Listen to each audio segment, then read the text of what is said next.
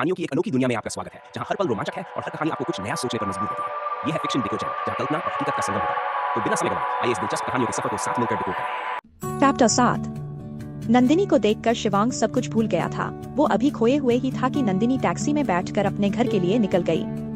और तभी राणा जी आए और वो भी शिवांग को ले जाने लगे, लेकिन शिवांग अब भी खड़ा था। फिर वो अचानक बोला, Rana ji, Nandini she was here, find out where she went. इतना बोलकर वो फिर से अपनी कार में बैठा और अपने विला के लिए निकल गया।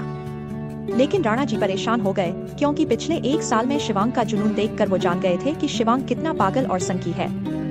इधर नंदिनी घर आ गई थी। वो बहुत खुश थी, क्योंकि कल की पूजा के बाद वो अपना विधवा का रूप छोड़ने वाली थी।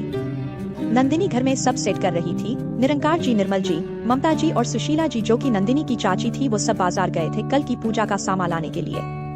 घर में नियति, नंदिनी और मलिष्का थी। मलिष्का नंदिनी के चाचा की बेटी थी, एक नंबर की घमंडी और एटीट्यूड से भरी हुई, लेकिन जैसी भी थी फिर भी उसे नंदिनी और नियति से कोई समस्या नहीं थी। सब अपना अपना काम कर रहे थे कि प्रभात वहां आ गया। प्रभात को देखकर नंदिनी का चेहरा खिल गया और प्रभात भी नंदिनी को देखकर खुश हो रहा था कि तभी मलिष्का आ गई।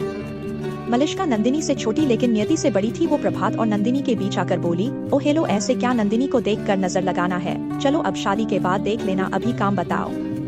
ये सुनकर प्रभात मुस्कुरा दिया और बोला, यार मैंने तुम्हारी डिजाइन देखी थी इंटरनेट पर, वो जो नई वाली है ना, वो थोड़ी सी और अपडेट कर दो तो छा जाओगी तुम। ये सुनकर मलिष्का अपनी आंखों को छोटी करके बोली, सच बोल रहे हो तुम?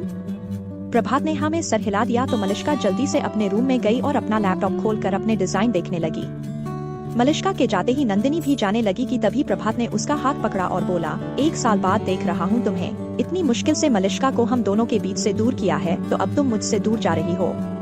नंदिनी अब भी प्रभात की तरफ नहीं पलट रही थी, उसे बहुत बहुत शर्मा रही थी।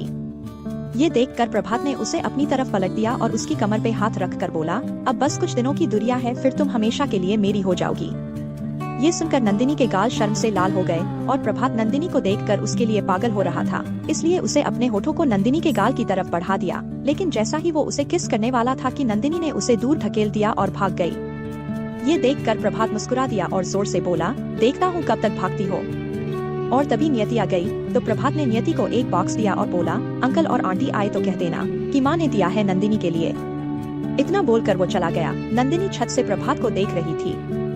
कुछ वक्त बाद सब घर आ गए। ममता जी ने बॉक्स खोलकर देखा तो उसमें सोने का कड़ा था। निरंकार जी बोले, कल की पूजा के बाद ही नंदिनी ये सब पहन सकती है, क्योंकि कल की पूजा में ही ये नरेन से अलग होगी और इसके ऊपर प्रभात का रंग चढ़ेगा।